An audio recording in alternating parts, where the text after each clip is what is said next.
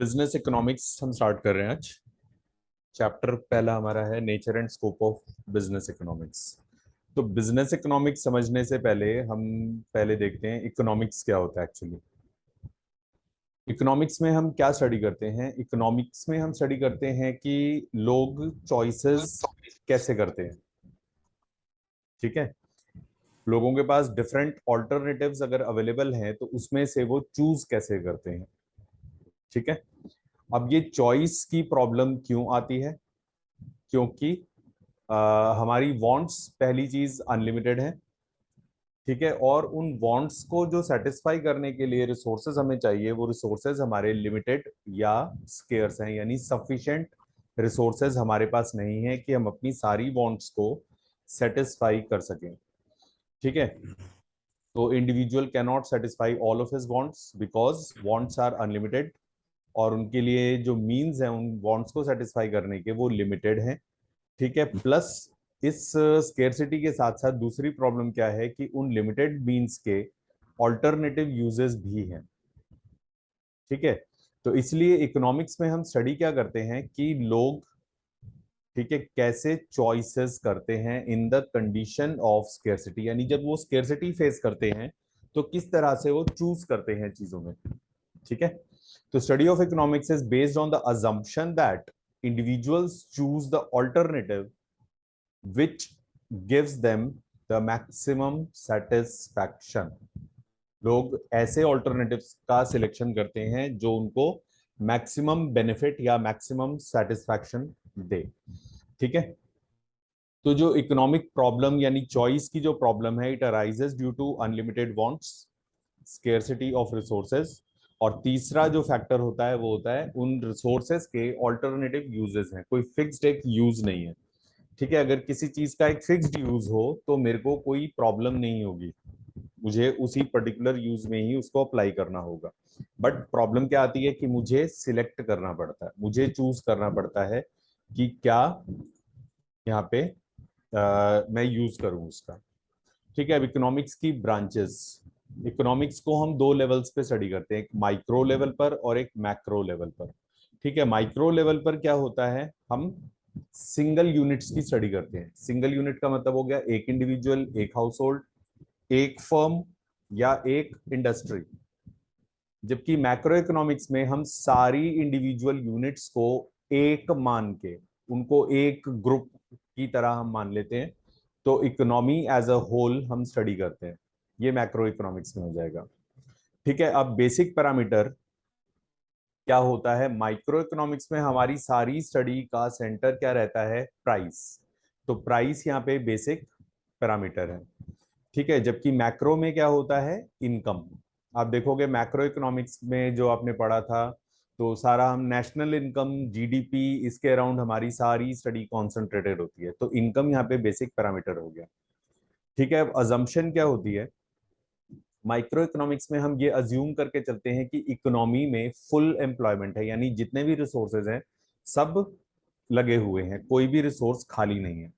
हमें वहां पे अचीव क्या करना है?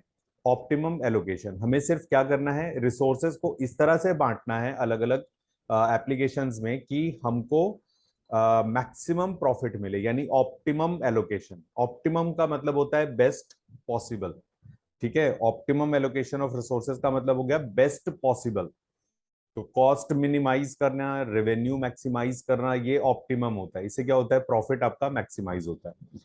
मैक्रो इकोनॉमिक्स में इसका उल्टा है। जो माइक्रो इकोनॉमिक्स की अजम्पशन है वो हम यहाँ पे अचीव करना चाहते हैं। ठीक है, और जो हम माइक्रो इकोनॉमिक्स में हम स्टडी कर रहे हैं, अचीव करने की कोशिश कर रहे हैं, उसको यहाँ पे अज्यूम कर लिया जाता है। यानी मैक्रो इकोनॉमिक्स में क्या होता है? हम अज्यूम कर लेते हैं कि यहाँ पर ऑप्टिमम एलोकेशन है हमारी इकोनॉमी में, हमें एलोकेट करने की जरूरत नहीं है, हमें सिर्फ क्या करना है? फुल एम्प्लॉयमेंट देखना है कि वो फुल एम्प्लॉयमेंट अचीव हुआ है कि नहीं हुआ है। ठीक है, माइक्रो इकोनॉमिक्स में हम क्या स्टडी करते हैं कि other things being constant.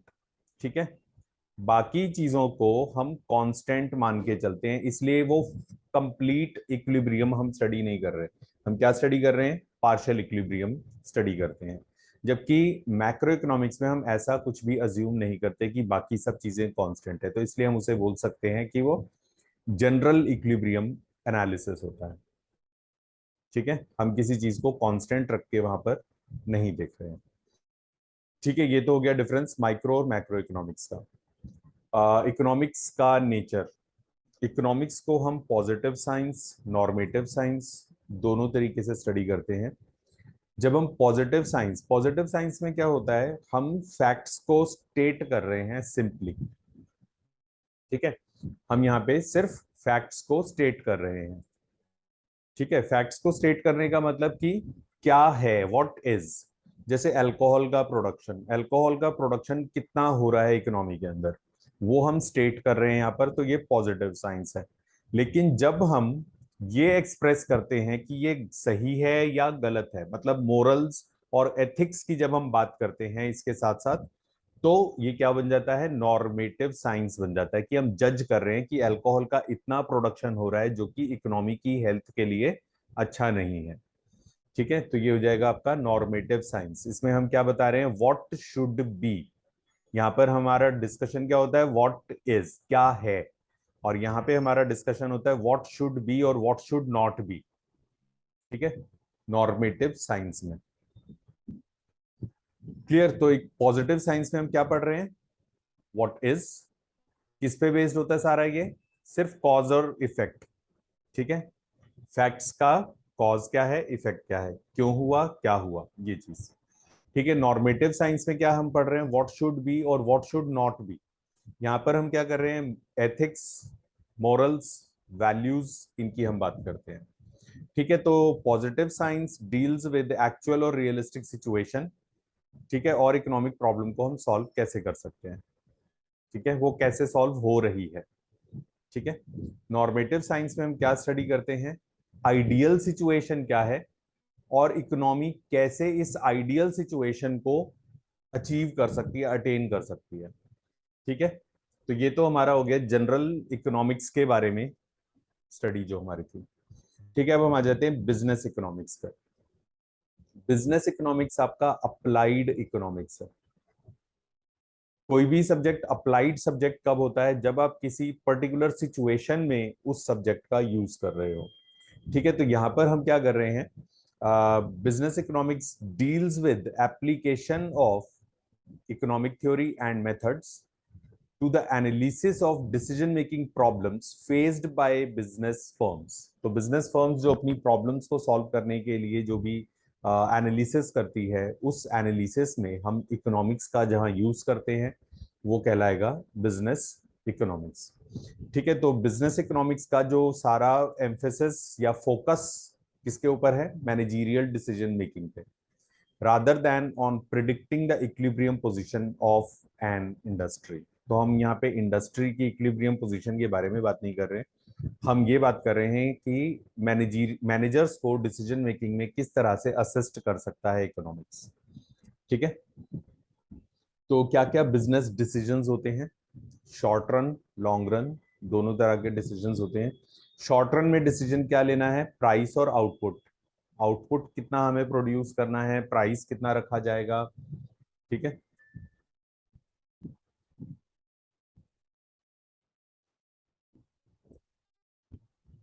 Demand की डिसीजंस यानी डिमांड की फोरकास्टिंग करना। ठीक है, उसके हिसाब से फिर प्रोडक्शन को प्लान करना, टेक्निक ऑफ प्रोडक्शन सिलेक्ट करना, एडवर्टाइजिंग का डिसीजन, ये सारी चीजें जो है आपकी, ये आपके शॉर्ट रन से रिलेटेड डिसीजंस में आ जाएगा। लॉन्ग रन से रिलेटेड जो डिसीजंस हैं उसमें क्या आ जाएगा, प्रोडक्शन। लॉन्ग रन से रिलेटेड प्रोडक्शन, ऊपर हमने शॉर्ट रन की बात करी, यहाँ long run.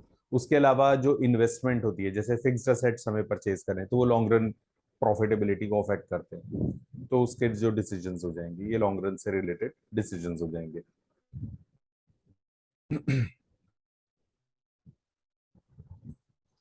Next, business economics के कैरेक्टरिस्टिक या बिजनेस इकोनॉमिक्स का nature. In nature business economics as micro economics, क्योंकि हम अपनी सिंगल बिजनेस फर्म के ऊपर कॉन्सेंट्रेट करें, हमारी सारी स्टडी हमारी बिजनेस फर्म से रिलेटेड है, तो माइक्रो इकोनॉमिक्स है। फिर ये नॉर्मेटिव साइंस है। नॉर्मेटिव साइंस ये है कि इसलिए है कि मैनेजर ये जानना चाह रहा है कि वो किस तरह से प्रॉफिट को मैक्सिमाइज कर सकता है, क्या कर सकता है, वो क्या उसे करना चाहिए। ठीक है। फिर एप्लीकेशन ओरिएंटेड है ये कि इकोनॉमिक्स की थ्योरीज, इकोनॉमिक्स के प्रिंसिपल्स को हम बिजनेस सिचुएशंस में अप्लाई कर रहे हैं। ठीक है। देन ये सिर्फ डिस्क्राइब नहीं करता, डिस्क्रिप्टिव नहीं है बिजनेस इकोनॉमिक्स, ये रादर क्या है, प्रिस्क्रिप्टिव है। प्रिस्क्रिप्टिव मतलब हमें सॉल्यूशंस सुझाता है, एडवाइस करता है। ठीक है। फिर it uses macro economics. Macro economics का यूज होता है इसमें बिजनेस इकोनॉमिक्स के अंदर। ठीक है, क्योंकि कोई भी डिसीजन मेकिंग आपको करनी है तो आपको अपने एनवायरनमेंट की नॉलेज होनी चाहिए, आप किस एनवायरनमेंट में ऑपरेट कर रहे हो, तो for that macro economics. Then it uses the theory of firm. Theory of firm हो जाएगी आपकी किस मार्केट सिचुएशन में, परफेक्ट कंपटीशन में ऑपरेट कर रहे हो, मोनोपोली में ऑपरेट कर रहे हो या ओलिगोपोली में ऑपरेट कर रहे हो, तो वो थ्योरी ऑफ फर्म। ठीक है। देन आता है इट इज मैनेजमेंट ओरिएंटेड। तो हम मैनेजमेंट इकोनॉमिक्स बोल सकते हो या मैनेजरियल इकोनॉमिक्स बोल सकते हो या बिजनेस इकोनॉमिक्स बोल सकते हो। इन सब का फोकस क्या है, मैनेजमेंट को इंफॉर्मेशन प्रोवाइड करवाना ताकि वो डिसीजंस ले सकें, टाइमली एफिशिएंट डिसीजन वो ले सकें। It is multi disciplinary. ठीक है, सिर्फ एक इकोनॉमिक्स नहीं, स्टैटिस्टिक्स, मैथमेटिक्स और दूसरे सब्जेक्ट्स का भी इसमें यूज होता है। तो it is multidisciplinary. Then business economics is both a science as well as an art. Science क्या होती है, कोई भी बॉडी ऑफ नॉलेज जिसके अपने कुछ प्रिंसिपल्स होते हैं, यूनिवर्सल प्रिंसिपल्स होते हैं, लॉज होते हैं। तो उस तरह से इकोनॉमिक्स भी क्या है, एक बॉडी ऑफ नॉलेज है जिसके अपने खुद के प्रिंसिपल्स, लॉज वगैरह हैं। ठीक है। फिर आर्ट, आर्ट क्या होता है, नॉलेज का एप्लीकेशन आर्ट कहलाता है। ठीक है। नॉलेज का एप्लीकेशन अलग अलग बंदों पर डिपेंड करता है, अलग अलग पर्सन्स अपने तरीके से अप्लाई करते हैं। ठीक है। जैसे एक आर्टिस्ट का एक जो वर्क होता है वो अपना एक्सप्रेशन होता है उसका। ठीक है। दूसरे आर्टिस्ट का जो वर्क है वो उसका अपना एक्सप्रेशन, दोनों में डिफरेंस होता है। उसी तरीके से यहाँ पर जो बिजनेस इकोनॉमिक्स, ठीक है, यानी इकोनॉमिक्स का एप्लीकेशन इन बिजनेस सिचुएशन, वो भी डिपेंड करता है अलग अलग मैनेजर्स की स्किल्स पे, या बिजनेस इकोनॉमिस्ट की जो स्किल्स होती हैं उसके ऊपर डिपेंड करता है, वो किस तरह से अपनी नॉलेज को अप्लाई कर रहा है रियल लाइफ सिचुएशंस में। ठीक है। तो इसलिए it is both a science as well as an art. Objectives क्या हैं, बिजनेस इकोनॉमिक्स के क्या क्या ऑब्जेक्टिव्स हो जाएंगे, इकोनॉमिक थ्योरी को बिजनेस प्रैक्टिस के साथ इंटीग्रेट करना ताकि आप बिजनेस डिसीजंस में इकोनॉमिक थ्योरी, प्रिंसिपल, मेथड्स का इस्तेमाल कर सको। ठीक है। To employ the most modern instruments and tools to solve business problems, allocate scarce resources in optimal manner and make overall development of a firm। ठीक है। फिर क्या है next, to help achieve other objectives of the firm. ठीक है, चाहे वो आप इंडस्ट्री लीडरशिप हो, मार्केट शेयर को बढ़ाना हो सकता है। ठीक है। Then minimize the uncertainty, uncertainty risk, इसको मिनिमाइज करना। Help in demand and sales forecasting, help in operation of firm by helping in planning, organizing, controlling, formulating business policies, profit maximization। तो ये बिजनेस इकोनॉमिक्स का जो use है या objectives हैं क्या है, बिजनेस में इन पर्पस को सॉल्व करना। यूजेस कहां पर हो रहे हैं इसके, ये हम पहले भी देख चुके हैं थोड़ा बहुत। तो डिमांड एनालिसिस, डिमांड फोरकास्टिंग, यानी डिमांड का एनालाइज, डिमांड को एनालाइज करना, कितनी डिमांड होगी प्रोडक्शन करने के लिए, बहुत जरूरी है ये। ठीक है। Cost of production analysis. ठीक है। Then pricing decision, policies and practices, profit management, capital management. Profit management हो गया कि प्रॉफिट मैक्सिमाइज आप कैसे कर सकते हो। कैपिटल मैनेजमेंट, जो आपने फिक्स्ड एसेट्स में इन्वेस्टमेंट करी है उसको आप किस तरह से बेस्ट पॉसिबल वे में इन्वेस्ट कर सकते हो। मतलब अगर आप डिसीजन ले रहे हो कि मुझे कोई फिक्स एसेट परचेज करना है तो बेस्ट पॉसिबल वे में आप कैसे इन्वेस्ट कर सकते हो उसे। इन्वेंट्री को मैनेज करना, एनवायरमेंटल इश्यूज पे ध्यान देना। ठीक है, और बिजनेस साइकिल्स को स्टडी करना। ठीक है, क्योंकि आपकी डिसीजन मेकिंग के लिए ये बहुत इंपॉर्टेंट होगा कि जो इकोनॉमी जो है वो कौन सी बिजनेस साइकिल में, अभी कौन से बिजनेस साइकिल में हम ऑपरेट कर रहे हैं। ठीक है, तो ये तो सारी चीजें हो गई जनरल। क्लियर।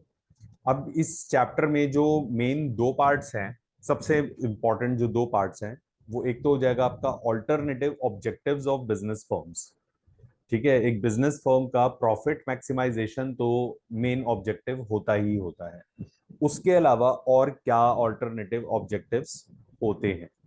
तो उसमें अलग अलग इकोनॉमिस्ट्स ने अपने अलग अलग हाइपोथेसिस दिए हैं। जैसे बॉमोल का हाइपोथेसिस क्या है कि सेल्स रेवेन्यू का मैक्सिमाइजेशन। ठीक है, एक मिनिमम प्रॉफिट अटेन करने के बाद। ठीक है, इसके बाद क्या होता है, मैनेजर्स क्या चाहते हैं, सेल्स रेवेन्यू का मैक्सिमाइजेशन। क्योंकि हमारे जो लार्ज जो कॉर्पोरेशंस होती हैं उसमें मैनेजमेंट और owners are different. Management is different from ownership. ठीक है, ओनर्स शेयर होल्डर होते हैं, मैनेजमेंट आपका बोर्ड ऑफ डायरेक्टर्स हो जाएगी। तो इन शेयर होल्डर्स को मिनिमम, मतलब इनके सेटिस्फैक्शन के लिए मिनिमम जितना प्रोवाइड करना है प्रॉफिट, वो प्रोवाइड करने के बाद मैनेजमेंट जो है अपने इंसेंटिव्स को उनके इंसेंटिव्स किसके ऊपर डिपेंड करते हैं, सेल्स के ऊपर, प्रॉफिट के ऊपर नहीं। प्रॉफिट कितना हो रहा है उससे उनकी इंसेंटिव्स डिफाइन नहीं होते हैं, उनके इंसेंटिव्स डिसाइड होते हैं, डिटरमाइन होते हैं सेल्स के बेसिस पे। इसलिए बॉमोल का कहना है कि एक मिनिमम प्रॉफिट अचीव कर लिया उन्होंने, तो उसके बाद इनका मेन जो ऑब्जेक्टिव होता है वो क्या रहता है, सेल्स को मैक्सिमाइज करना। ठीक है, फिर मैरिस का हाइपोथेसिस है कि मैनेजमेंट क्या चाहती है, फर्म का ग्रोथ रेट इंक्रीज हो। ठीक है, फर्म का ग्रोथ रेट इंक्रीज करने के लिए मतलब क्या है यहाँ पे, growth rate of demand for the product, यानी कि हमारे प्रोडक्ट्स की डिमांड इंक्रीज हो रही है। ठीक है, और कैपिटल सप्लाई भी हमारी जो है वो इंक्रीज हो रही है, ग्रो हो रही है। यानी दोनों चीजें साथ साथ ग्रो हो रही है। कैपिटल सप्लाई का मतलब क्या हो गया, हमारी फर्म की जो कैपेसिटी है, कैपेसिटी ऑफ अर्निंग प्रॉफिट, वो भी इंक्रीज हो रही है और हमारी डिमांड भी इंक्रीज हो रही है। तब हम बोलते हैं कि ग्रोथ रेट इंक्रीज हो रहा है। ठीक है, तो growth rate is considered to be balanced when demand for the products and supply of capital increase at the same rate. यानी growth rate of demand for products और growth rate of supply of capital both are same. ठीक है, तो two growth rate according to Marris are translated into two utility function. ये दोनों growth rate ultimately क्या होते हैं, क्या हमें बताते हैं, मैनेजर की यूटिलिटी फंक्शन। मैनेजर की यूटिलिटी किससे बढ़ेगी और ओनर की यूटिलिटी किससे बढ़ेगी। तो मैनेजर की जो यूटिलिटी है वो किस पे डिपेंड करती है, सैलरी। यानी मैनेजर ज्यादा सेटिस्फाइड फील करेगा किससे, सैलरी इंक्रीज होने से, power, job security, Prestige, status. ठीक है, जबकि ओनर की सिक्योरिटी यानी ओनर की सेटिस्फैक्शन कैसे बढ़ेगी, आउटपुट इंक्रीज होना, कैपिटल इंक्रीज होना, market share, profit, public esteem. ठीक है, यानी फर्म की गुडविल इंक्रीज होना, इससे होगा। ठीक है, तो यहाँ पे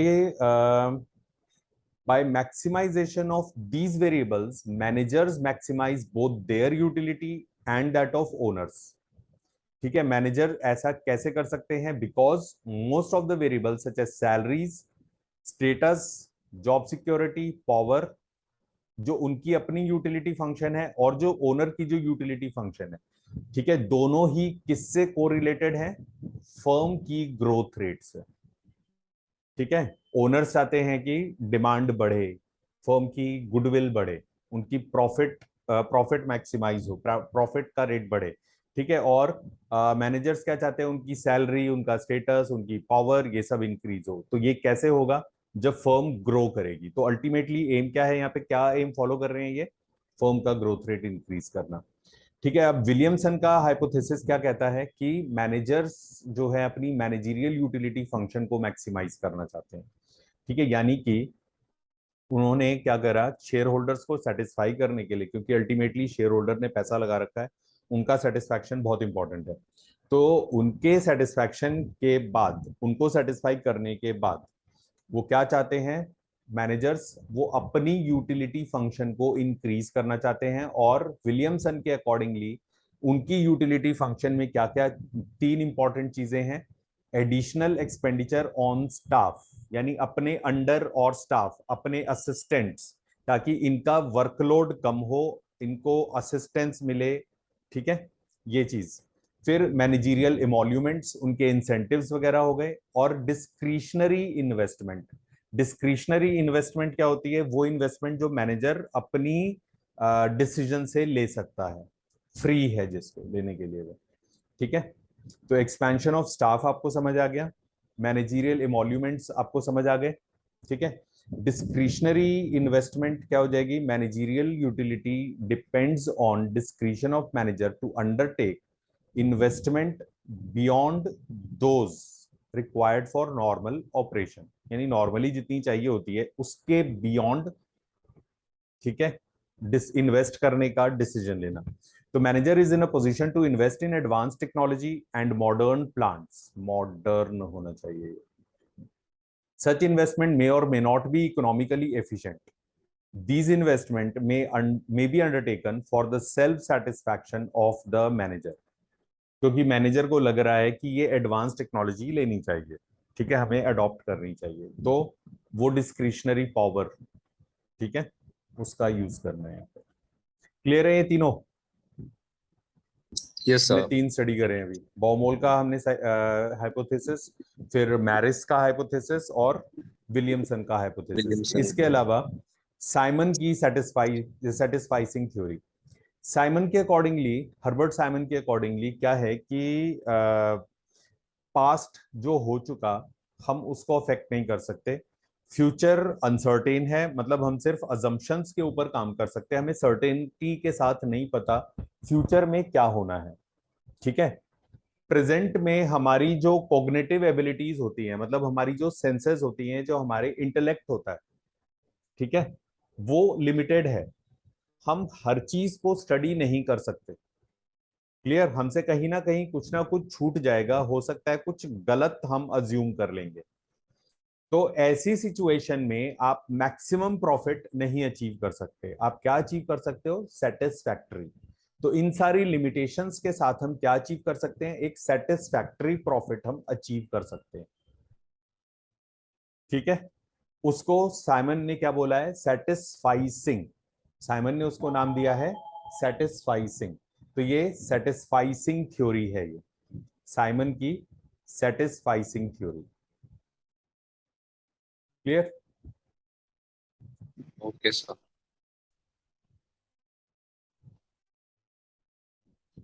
तो साइमन की आपको समझ आ गई सेटिस्फाइसिंग थ्योरी? क्लियर? Yes sir. फिर सायर्ट और मार्श,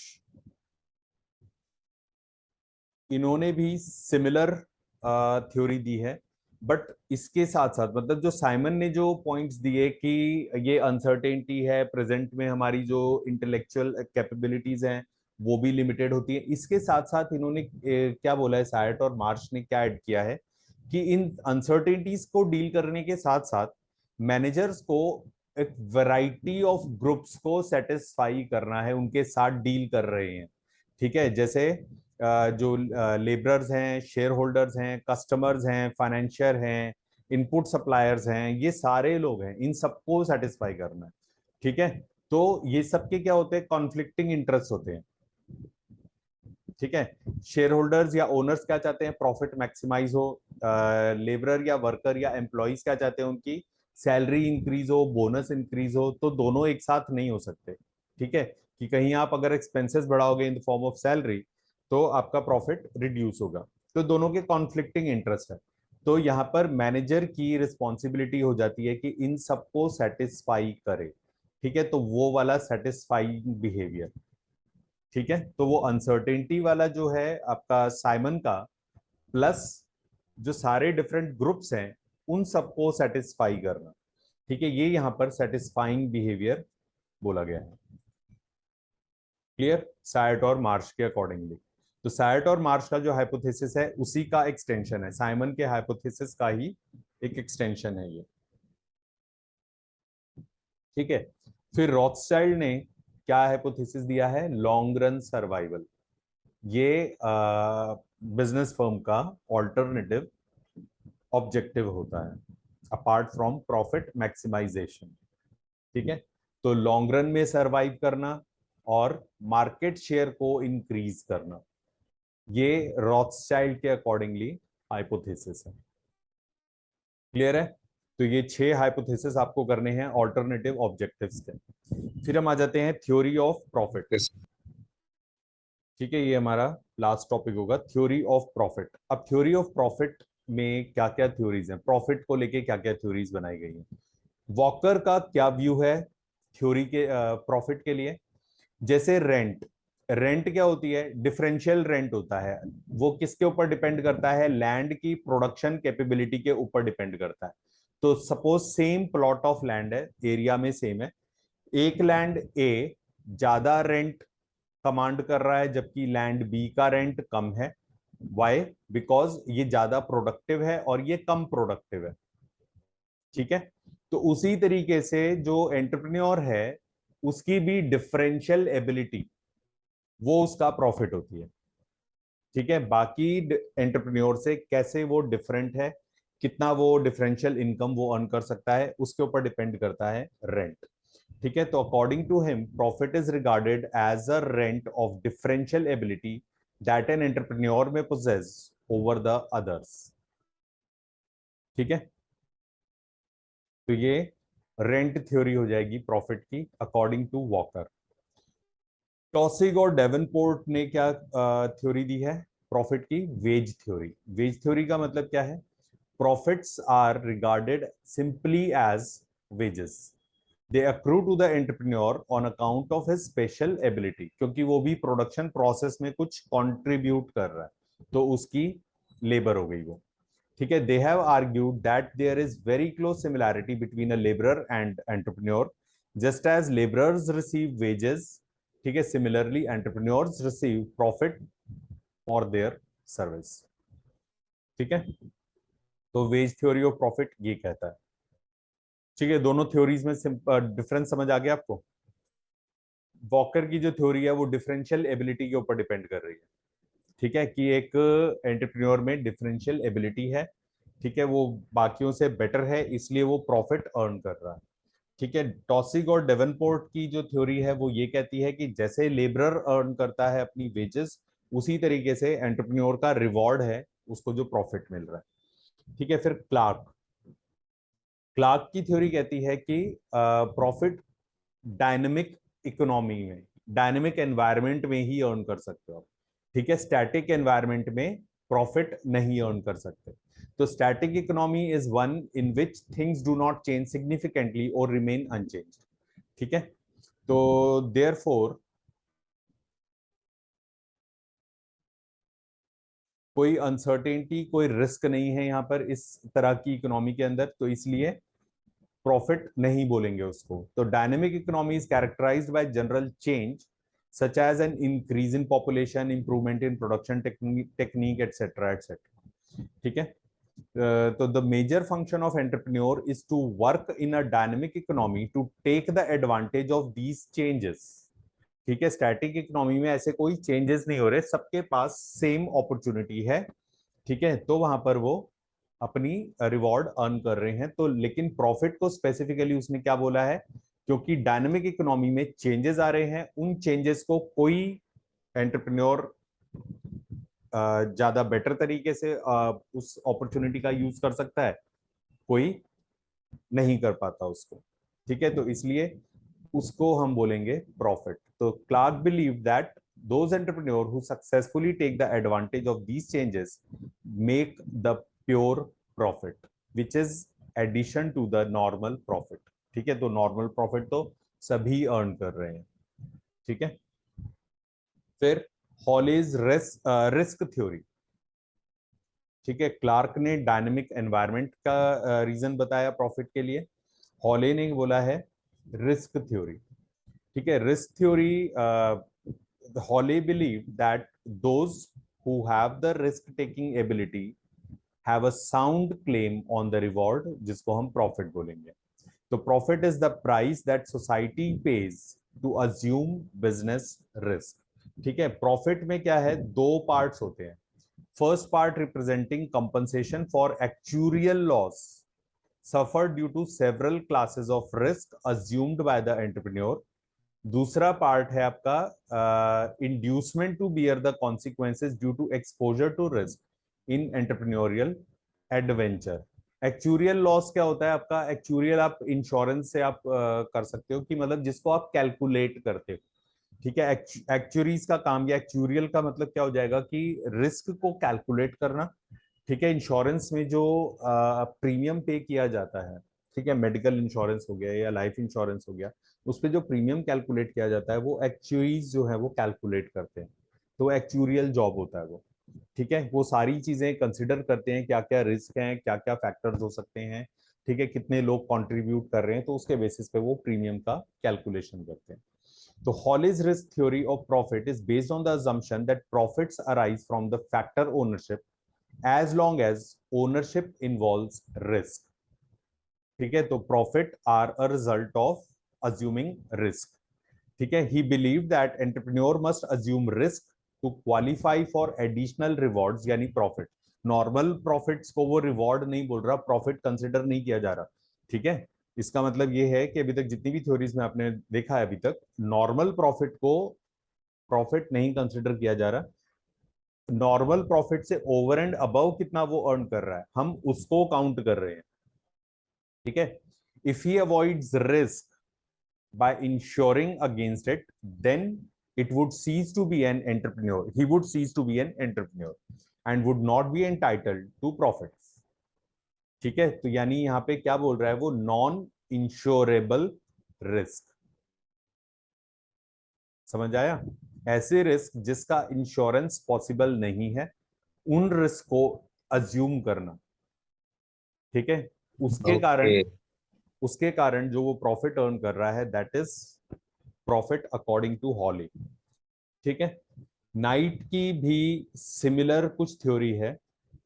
ठीक है, यहाँ पे क्या है, it is the refinement of theory of profit over Hawley's risk bearing theory. ठीक है, यहाँ पे profit according to Knight is the reward for bearing non insurable risk and uncertainties. ठीक है, it is a deviation arising from uncertainty.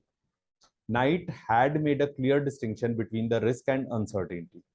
The risk can be classified as a calculable and non-calculable risk. So calculable risk are those whose probability of occurrence can be anticipated. जिसकी कुछ probability होगी कि ये chances है ये होगा या नहीं होगा. ठीक है, through statistical data such as risk due to fire, theft, accidents, ये calculable है. ठीक है, and hence can be insured in exchange for premium. Such amount of premium can be added to the total cost of production. दूसरी तरफ यहां पर अब किसकी बात कर रहा है, अनसर्टेनिटी बियरिंग, किसको बोल रहा है ये, नॉन कैलकुलेबल रिस्क. ठीक है, ones whose probability of occurrence can not be determined. ठीक है, जैसे कि कॉम्पिटिटर की क्या स्ट्रेटेजी होती है, इसको आप डिटरमाइन नहीं कर सकते कि क्या होगा क्या नहीं होगा. ठीक है, as well as the cost of eliminating the competition.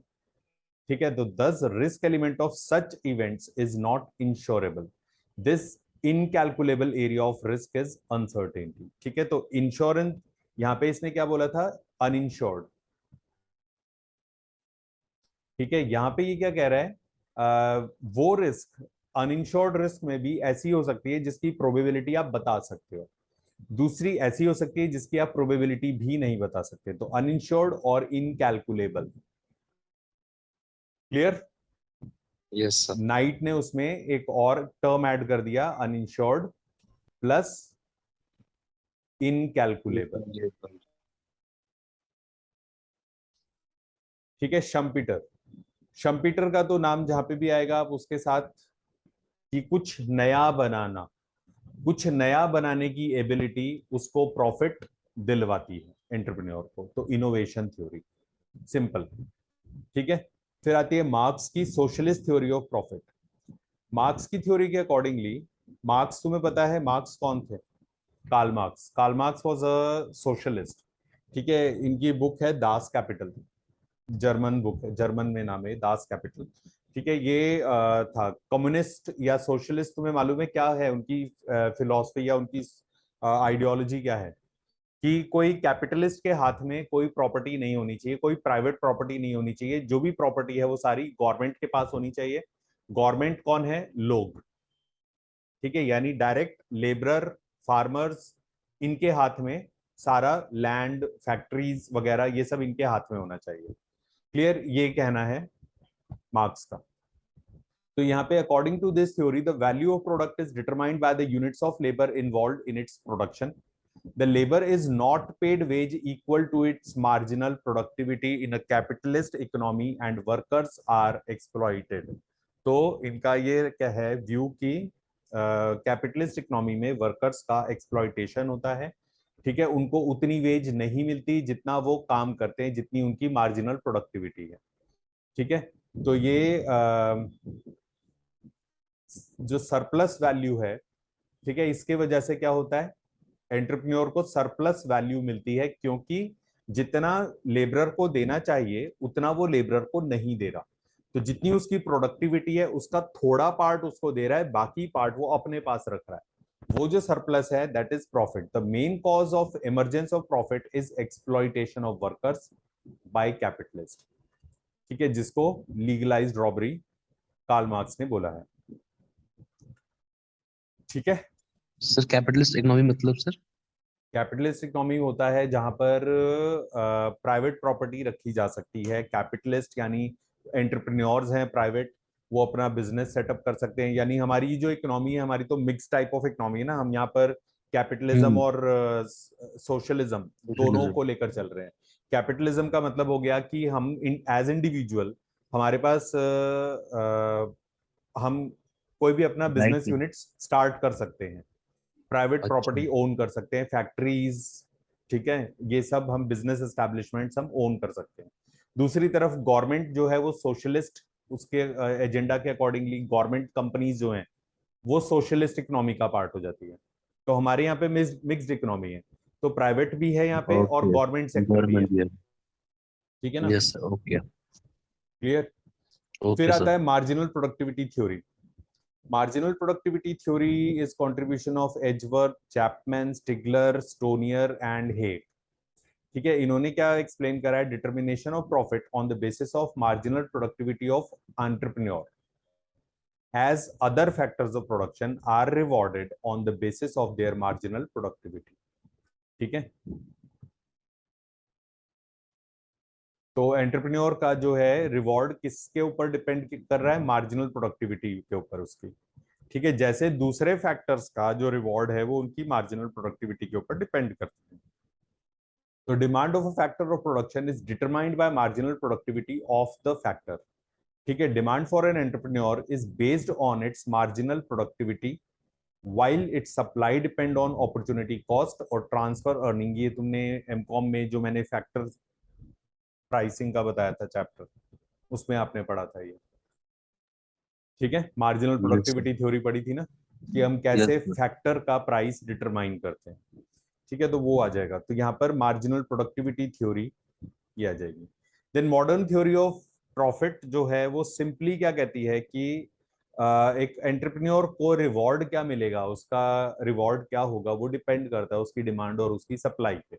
तो मॉडर्न थ्योरी में आ जाता है कि एंटरप्रेन्योर को जो प्रॉफिट मिलेगा वो डिपेंड करेगा उसकी डिमांड कितनी है और उसकी सप्लाई कितनी है।